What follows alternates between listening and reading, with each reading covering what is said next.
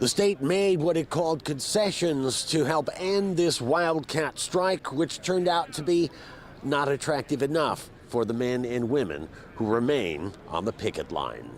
They were told if they ended their wildcat strike by midnight last night, they would not be subject to discipline for having walked off the job in defiance of the Taylor law. They were told they could earn 2.5 times their hourly rate if they went back in.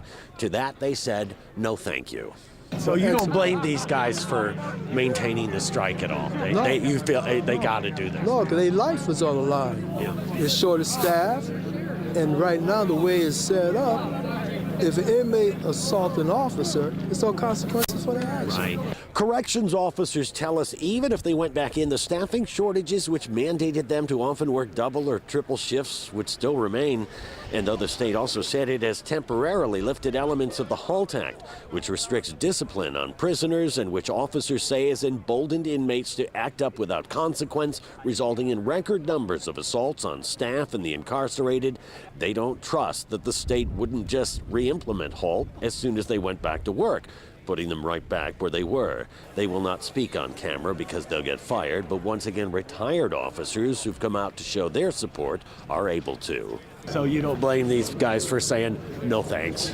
I can't blame them. They want better working conditions. They deserve better working conditions. It doesn't mean that every single aspect of the HALT Act is bad and it needs to go. It needs to be looked at by people that actually understand the business that these men and women deal with. Meanwhile, local businesses, community members, and other unions representing law enforcement continue to drop off food and supply to the strikers. Well, as for Attica Prison here, it remains on lockdown, and the COs on strike say that actually makes it easier for their replacements from the National Guard to maintain order with everyone in their cells. However, they say they may have trouble at medium security facilities, watching inmates who are largely housed in dorms. And indeed, since the strike began and the Guard came in, there have been flare-ups at medium security facilities across the state. On your side in Attica, Dave McKinley, Channel 2 News.